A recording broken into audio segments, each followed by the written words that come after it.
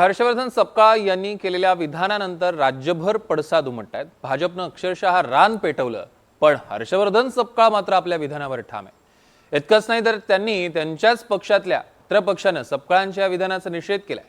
दुसरीकडे सपकाळांच्या समर्थनार्थ एमआयएम पक्ष आलाय। काँग्रेसनं भाजपचे नेते आणि माजी राष्ट्रपती रामनाथ कोविंद यांनी टिपू सुलतानचं कौतुक केल्याचे व्हिडिओ समोर आणलाय। कसा हा सगळा वाद रंगतोय बघूया त्यावरचा एक खास रिपोर्ट।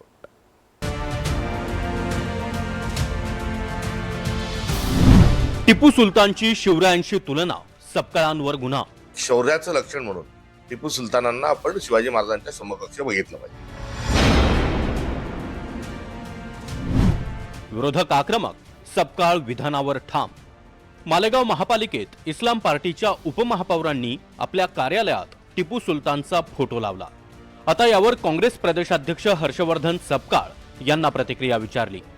ऐन व्हॅलेंटाईन डेच्या दिवशी हर्षवर्धन सपकाळांच्या मनात टिपू सुलतानच्या प्रेमाची भरती आली। ज्या टिपू सुलताननं कोकण आणि पश्चिम महाराष्ट्रातली संपत्ती लुटली, ज्या टिपू सुलताननं अनेक शूर मराठा सरदारांची हत्या केली, त्याच टिपू सुलतानच्या प्रेमाची उकळी हर्षवर्धन सपकाळांच्या मनात आली आणि थेट शिवाजी महाराजांची तुलना या क्रूर टिपू सुलतान सोबत केली।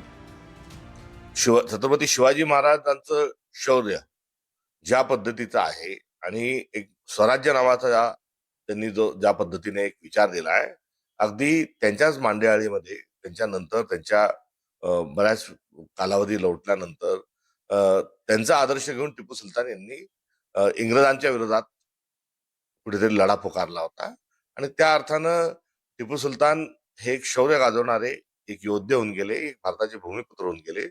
त्यांनी कधीही कुठल्याही विखारी विचारांना त्यांनी जवळ केलं नाही, तर एक शौर्याचं लक्षण म्हणून टिपू सुलतानांना आपण शिवाजी महाराजांच्या समकक्ष बघितलं पाहिजे। टिपू सुलतानचा हाच गुणगौरव हर्षवर्धन सपकाळांना आता महागात पडलाय। हर्षवर्धन सपकाळ यांच्या विरोधात पुण्यामध्ये गुन्हा दाखल करण्यात आलाय, पण तरीही हर्षवर्धन सपकाळ आपल्या वक्तव्यावर ठाम आहेत। महाराष्ट्रामध्ये जे मूलभूत मुद्दे आहेत आणि दिल्ली राष्ट्रीय स्तरावर ज्या फाईलमध्ये बरंच काही लपलेलं आहे, त्यापासून त्यांना इतरत्र लक्ष वेधण्याचं आहे।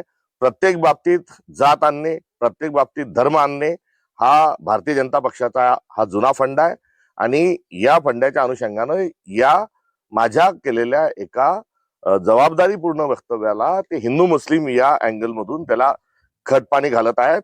त्यांना मला माफी मागण्याच्या अनुषंगानं त्यांची जी असणारी भूमिका आहे ती माफीवीरांचे पक्षाचे ते असल्यामुळे आहे।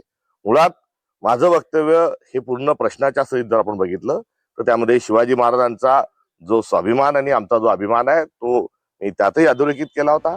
हर्षवर्धन सपकाळांनी माफी मागावी, थोडी तरी लाज बाळगावी असं देवेंद्र फडणवीस यांनी म्हटलंय। तर मित्रपक्ष ठाकरेंच्या शिवसेनेसह काँग्रेस नेत्यांनीही हर्षवर्धन सपकाळ यांचे कान टोचलेत। त्यांना लाज वाटली पाहिजे। टिपू सुलतान सारख्या नराधमाची तुलना छत्रपती शिवरायांशी करण्याचं जे त्यांनी काम केलेलं आहे अतिशय निंदनीय आहे। ती हत्या करणारा टिपू सुलतान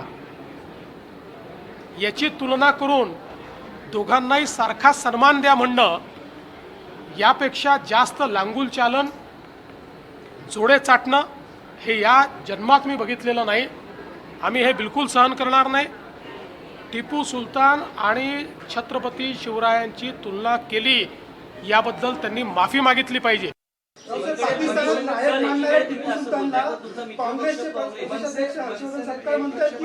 बघा, मी एक लक्षात घ्या, माझा मुद्दा भरकटवू नका। ते सपकाळांचा आणि काँग्रेसचा आम्ही बघू काय असेल ते। टीका कोणी केली आहे सगळ्यात आधी, धमक्या कोणी दिल्या आहेत, फडणवीसांनी दिल्या, हे चालणार नाही वगैरे वगैरे भाजपचं आहे ना। मग हे कसं चालतंय? टिपू सुलतान याची छत्रपतीशी तुलना आणि बरोबरी होऊ शकत नाही, याच्याविषयी काय दुमतच नाही। ते कोणी काय बोलत असेल सोडून द्या। पण छत्रपती शिवाजी महाराज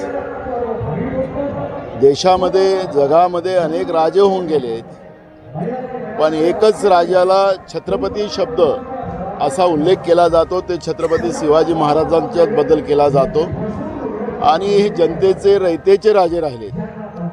त्याच्यामुळे मला असं वाटतं की छत्रपती शिवाजी महाराजांची तुलना कुठल्या राजाशी होऊ शकतं असं मला वाटत नाही। छत्रपती शिवाजी महाराजांचा अपमान हर्षवर्धन सपकाळांनी केला.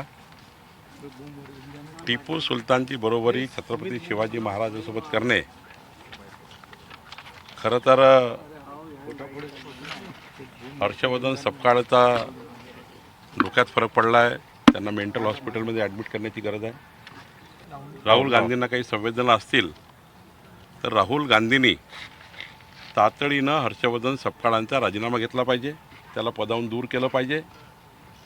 आणि जर हर्षवर्धन सपकाळचा राजीनामा घेतला नाही तर राहुल गांधीसुद्धा हर्षवर्धन सपकाळचं समर्थन करताय असं होईल. टिपू सुलतान हा म्हैसूरचा 18व्या शतकातला शासक. 18व्या शतकात मराठा साम्राज्य आणि टिपू सुलतान यांच्यात लढाया झाल्या.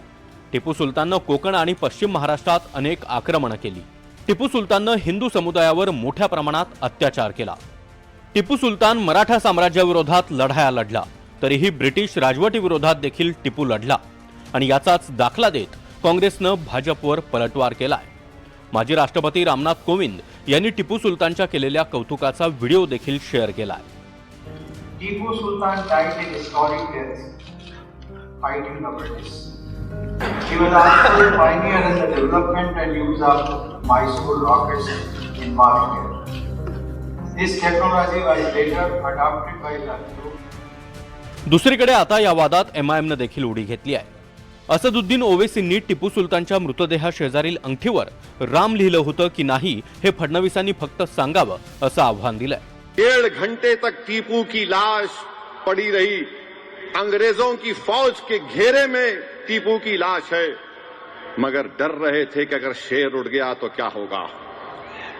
जब जाकर देखे तो टीपू का जिस्म गर्म था. क्या ये बात सच नहीं है देवेंद्र फडणवीस साहब कि टीपू की लाश के पास से उसके पास से अंगूठी निकली सोने की, उस पे क्या लिखा हुआ था? राम. उस पर राम लिखा हुआ था. और 2014 में बर्तानिया में 1,40,000 पाउंड में उसका हर्राज हुआ. क्या ये बात झूठ है? टिपू सुलतानची जयंती आजही कर्नाटक, तेलंगणामध्ये साजरी केली जाते. मराठा साम्राज्यासोबत झालेल्या लढायांमुळे इतिहासातलं टिपू सुलतान हे कॅरेक्टर नेहमीच वादात राहिलंय. आता महाराष्ट्राच्या राजकारणात पुन्हा एकदा टिपू सुलतानची एंट्री झाली आहे. Bureau report, NDTV Marathi.